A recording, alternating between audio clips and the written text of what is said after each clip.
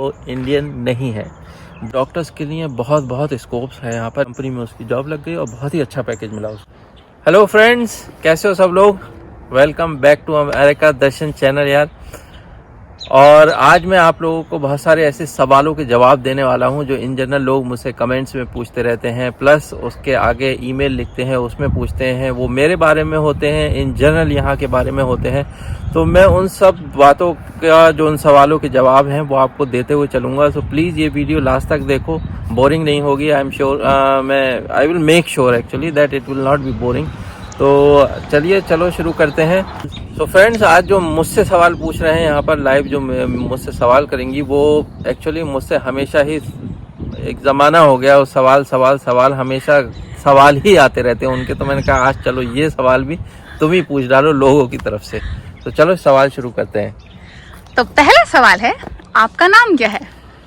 तो आप सबको बता दूं, मेरा नाम है मुजम्मिल अहमद। आप अमेरिका में क्या जॉब करते हैं? मैं अमेरिका में एक बायोटेक कंपनी में साइंटिस्ट हूँ। आपकी एक्सपर्टीज क्या है? मैं फ़िलहाल मेरी जो फ़िलहाल एक्सपर्टीज़ है, मैं स्टेम सेल्स बायोलॉजी में काम करता हूँ। और स्टेम सेल्स क्या होती हैं, मैं आपको एक छोटे से उसमें बता दूँ। स्टेम सेल्स वो होती हैं कि जिनमें वो पावर होती है कि वो स्टेम, जो उनके नाम से आ रहा है, कि वो किसी भी तरफ मुड़ सकती हैं। जैसे किसी भी जो हमारा बॉडी ऑर्गन होते हैं, ये बेसिकली एम्ब्रियोनिक स्टेम सेल से बने होते हैं कि उनसे हाथ भी बन सकता है, पैर भी बन सकता है, आँख भी बन सकती है। तो सब कुछ जो है इनिशियली जो होता है वो स्टेम सेल्स होती हैं और उनसे ये बनते हैं। आपकी एजुकेशन क्या है? मेरी एजुकेशन, मैंने MSc बायोटेक किया है और मैंने उसके बाद PhD की national centre for sale science Pune में। और वो भी मेरी डिग्री है वो बायोटेक्नोलॉजी में है। प्लस मेरे जो PhD थीसिस का काम था वो मैंने वायरसेस पे बहुत काम किया। उस वायरस का नाम है वैक्सीनिया वायरस।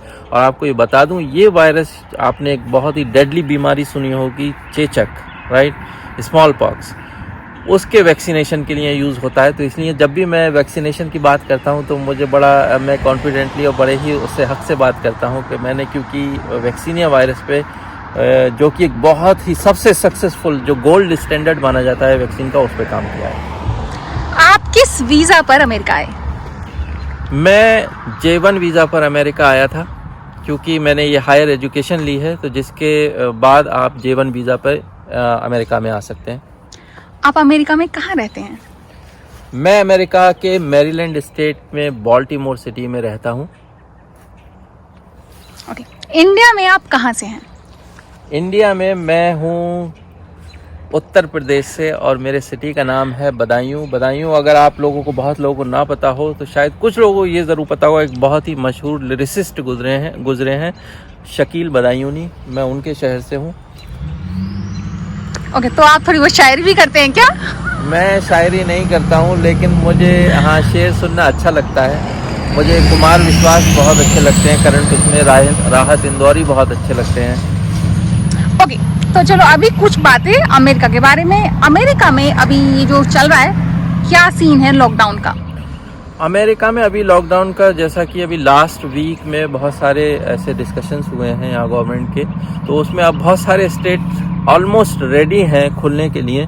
जैसे कि लगता है कि जैसे था कि फर्स्ट वीक में खुल जाएगा, लेकिन बहुत सारे अभी भी आ रही हैं अपडेट्स। तो उसमें यह है कि शायद फर्स्ट वीक ठीक नहीं रहेगा, सो सेकंड वीक तक खुल जाए। रही बात मैरीलैंड की, तो यहाँ पर भी यही स्टेट है एक्चुअली। जो क्या कहूँ मैं इसको, मतलब ऐसा ही कुछ है कि यहाँ पर 3 स्टेज में खुलने वाला है। जो बात तय हुई है कि एक पहला फर्स्ट स्टेप होगा जिसमें कि कुछ बहुत ही ज़रूरी, जैसे सैलून है, रेस्टोरेंट है, ये कुछ बिजनेसेस खुलेंगे। उसके बाद अगर सक्सेसफुल रहता है तो स्टेज 2 एंड देन स्टेज 3। अच्छा, बहुत बार पूछा गया सवाल, क्या आपकी बीवी अमेरिकन है? हाँ भाई साहब, अभी तक जो लोग सुन रहे हैं और जिन्होंने पहले भी वीडियोस देखे हैं उन्हें पता होगी ये बात, लेकिन मैं उन लोगों को सबका जो है एक गलतफहमी दूर कर दूं कि वो इंडियन नहीं है। वो एकदम ठेठ इंडियन है जो कि जिन्होंने गांव में चूल्हे पे भी रोटी बनाई हुई है, वो वाली इंडियन है। ओके, आप कुछ लोग एजुकेशन या फिर कुछ अमेरिका में अपने बारे में सवाल पूछते हैं आपसे अक्सर, उसमें एक सवाल है डॉक्टर्स के लिए जो लोग इंडिया से MBBS कर रहे हैं या कर चुके हैं, उनके लिए अमेरिका में क्या स्कोप है? तो डॉक्टर्स का जैसे यार आप सभी ने सुना होगा कि डॉक्टर्स के लिए बहुत बहुत स्कोप्स है यहाँ पर, लेकिन सब लोग यही कंफ्यूज रहते हैं कि वो आए कैसे, एंट्री का रूट क्या हो। तो पहला सबसे पहले ये है कि मैंने देखा है, मेरा खुद का मतलब जानने वाले में हैं यहाँ पर कुछ लोग ऐसे जो उस रूट से आए कि वो यहाँ पर ट्रेनिंग के लिए आए, एज ए डॉक्टर नहीं आए। यहाँ हॉस्पिटल में उन्होंने कुछ कांटेक्ट किए, किसी पर्टिकुलर फील्ड में ट्रेनिंग करने आए, एंड देन उसके बाद उन्होंने कई बार वो चले भी गए, लेकिन उन्होंने कोशिश करके उस ट्रेनिंग पीरियड को एक्सटेंशन कराया, एंड देन यहाँ पर जो रेजिडेंसी कहते हैं, डॉक्टर जो फाइनली डॉक्टर हो जाते हैं, उसके लिए अप्लाई किया और उनको रेजिडेंसी मिल गई। और कई बार वो क्या है MD के लिए यहाँ पर फिर आके अप्लाई कर देते हैं, तो उसके बाद तो उनको डॉक्टर बन ही जाना है। दूसरा रूट है कि जिसमें मेरा एक अपार्टमेंट में जहाँ मैं पहले रहता था, वहाँ एक नेबर था, वो वैसे आया था और वो जो है साइंटिस्ट यानी कि पोस्ट डॉक्टरल फेलो बन के आया था। सो यूजुअली लोग PhD के बाद पोस्ट डॉक्टरल फेलो बन के आते हैं, जैसे कि मैं आया था, लेकिन MBBS करने के बाद भी पोस्ट डॉक्टरल फेलो बनकर आ सकते हैं। तो वो बंदा पोस्ट डॉक्टरल फेलो बनकर J1 वीज़ा पर आया था, जिसने बाद में बहुत कोशिश करके आई थिंक रेजिडेंसी भी अलाबामा में अपनी लगवा ली थी। क्या वीज़ा पर प्रॉपर्टी खरीदी जा सकती है अमेरिका में? वीज़ा में यस, टूरिस्ट वीज़ा जो कि B1 B2 वीज़ा होता है, उसका मैंने एक वीडियो भी बनाया था, उसका लिंक यहाँ मैं डाल दूंगा, तो आप देख सकते हैं B1 B2 वीज़ा क्या होता है। उसको छोड़कर जो क्योंकि वो टूरिस्ट वीज़ा है, उसके अलावा जो भी यहाँ के वर्किंग वीज़ा हैं, चाहे वो J1 हो, J1 वीज़ा हो, H1B हो या फिर स्टूडेंट वीज़ा भी, उस पर भी आकर यहाँ पर जब आप प्रॉपर्टी खरीद सकते हैं। यहाँ रहना ज़रूरी है उसके लिए। ओके, इंडियन फूड का क्या सीन है अमेरिका में? इंडियन फूड का सीन ये है भाई साहब, क्योंकि आपको पता है कि हमारी पॉपुलेशन इतनी ज़्यादा है कि हम हर जगह हैं, और US में कुछ स्टेट्स तो ऐसे हैं कि जहाँ पर इंडियंस की भरमार है। जैसे कि मैं जिस स्टेट में हूँ, मैरीलैंड में, कैलिफोर्निया में, टेक्सास में, न्यूयॉर्क में, इंडियन भर भर के हैं। और जहाँ इंडियन भर भर के हैं, वहाँ इंडियन स्टोर्स भी भर भर के हैं, और इंडियन रेस्टोरेंट्स भी बहुत हैं और कमाल के हैं। एक बार लॉकडाउन खुल जाए, मैं आपको बाल्टीमोर का जो मेरा सबसे फेवरेट इंडियन रेस्टोरेंट है ना, मैं वहाँ लेके चलूँगा। आपके हिसाब से अमेरिका आने का सबसे अच्छा तरीका क्या है? मेरे हिसाब से सबसे अच्छा तरीका दोस्त ये है कि लोग यहाँ पर जो एजुकेशन के लिए आते हैं, वो सबसे अच्छा तरीका है कि आपको एक तो थोड़ा सा आसानी होती है आने में, और उसके बाद जब आपकी डिग्री पूरी हो जाती है, उसके बाद 3 साल का और पीरियड रहता है उस वीज़ा पर कि आप काम कर सकते हैं बिना किसी परेशानी के।